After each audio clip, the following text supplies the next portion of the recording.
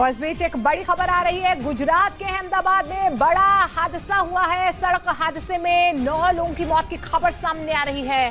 गुजरात से इस वक्त की बहुत बड़ी खबर। अहमदाबाद में बड़ा हादसा हुआ है।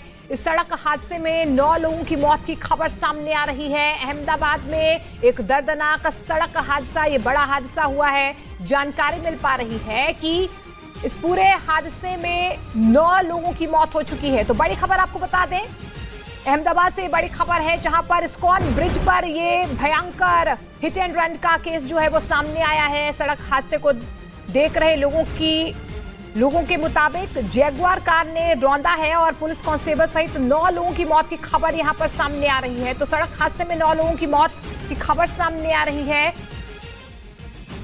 तेज रफ्तार से जो है वो कार चल रही थी और यही वजह कहीं ना कहीं सामने आ रही है। जैगुआर कार ने सबको रौंद दिया, ये बड़ी खबर निकल कर आ रही है। गुजरात के अहमदाबाद से ये बड़ी खबर, जहां पर एक कार ने 9 लोगों को रौंद दिया। ये दर्दनाक बड़ा हादसा अहमदाबाद में हुआ है।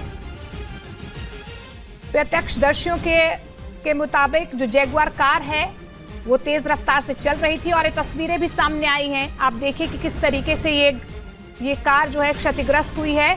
जनक हमारे सहयोगी फोन लाइन के जरिए हमारे साथ जुड़ रहे हैं। जनक, कैसे कब ये बड़ा हादसा हुआ, क्या जानकारी मिल पा रही है?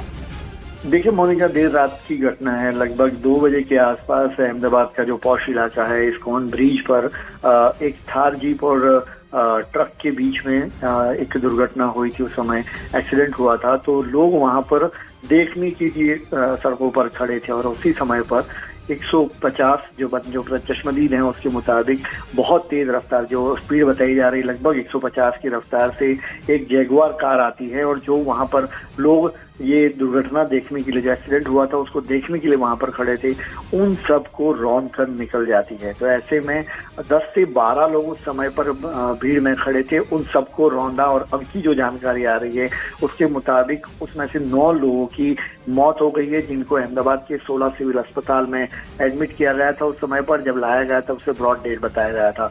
तो ऐसे में 9 लोगों को उसी समय पर जिनकी जान चली गई थी, लगभग 10 से 12 लोग वहां पर खड़े थे जिनको रौंदा गया कार के नीचे और उसके बाद वो शख्स है वहां से भाग निकला है। हालांकि पुलिस ने वहां पर जो खड़ी थी, जो इसमें एक बड़ी बात ये थी मोनिका की, जो 9 लोग हैं उसमें एक पुलिसकर्मी भी हैं जो ये दुर्घटना हुई थी उसको वहां पर पंचनामा करने के लिए वहां पर पहुंचा था। उसको भी इस कार के नीचे रौंदा गया, उसकी भी इस मामले में मौत हुई है। अभी पुलिस वहां पर जांच कर रही है। कार का नंबर पता चला, उसके बाद जो शख्स है वो कौन है उसकी शिनाख्त की जा रही है और उसके बाद पुलिस आगे की कार्रवाई करेगी। मोनिका, जनक, क्या कुछ लोग घायल भी हुए हैं, उनकी जानकारी मिल पाई है? और कौन ये शख्स है, क्या कोई पहचान हो पाई है अब तक?